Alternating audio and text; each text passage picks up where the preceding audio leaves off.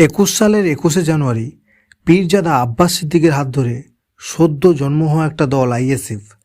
কে জানত সদ্য জন্ম হওয়া এই দুধে দলটা 21 সালের নির্বাচনেই এত চমৎকার ফলাফল করতে পারে। অবশ্য তারা সেই সময় সংযুক্ত মোর্চার হাত ধরেই লড়াইটা করেছিল। একাধিক আসনে সরাসরি তৃণমূল বনাম আইএসএফের প্রতিদ্বন্দ্বিতা হয়েছে, যেমন ক্যানিং পূর্ব, বসিরহাট উত্তর, দেগঙ্গা, হাড়োয়া। অবশেষে তারা জয়ী না হতে পারলেও দ্বিতীয় স্থানটা তারাই ধরে রাখে এবং ভাঙড় আসনটি জিততে নৌসাদ সক্ষম হয়। 34 বছরের বামেরাও কোথাও দ্বিতীয় স্থানে উঠে আসতে পারেনি। পরবর্তীতে 2024 লোকসভায় বামেদের সঙ্গে আসন রফারফির টানাপোড়েন নিয়ে আর জোট হলো না। এককভাবে নির্বাচন লড়ে বাম ও কংগ্রেসকে চতুর্থ স্থানে ফেলে রেখে তৃতীয় স্থানে উঠে আসে আইএসএফ, যেমন জয়নগর, মথুরাপুর, বসিরহাট, বারাসাত। 2021 সাল থেকে আজ পর্যন্ত যে পরিমাণে নওশাদ দলটার জন্য পরিশ্রম করছে তা কার্যত দৃষ্টনীয়।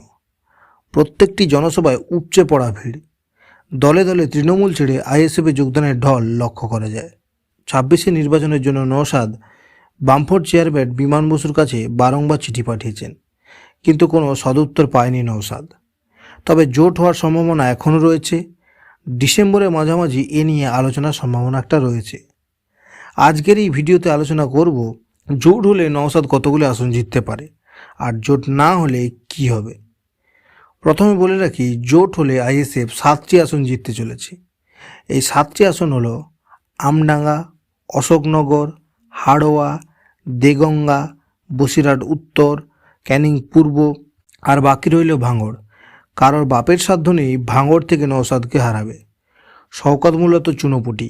আর জোট যদি না হয় একক শক্তিতে আইএসএফ যে 5টি আসনে জিততে পারে সেগুলি হলো হাড়োয়া, দেগঙ্গা, ভাঙড়, বসিরহাট উত্তর, ক্যানিং পূর্ব। তো সময় কথা বলবে 26শে বাম কংগ্রেস আইএসএফ জোট হচ্ছে কিনা। আর আমাদের এই ভিডিওটা যদি আপনাদের ভালো লেগে থাকে তাহলে লাইক, কমেন্ট, সাবস্ক্রাইব করতে ভুলবেন না। দেখা হচ্ছে পরের ভিডিওতে।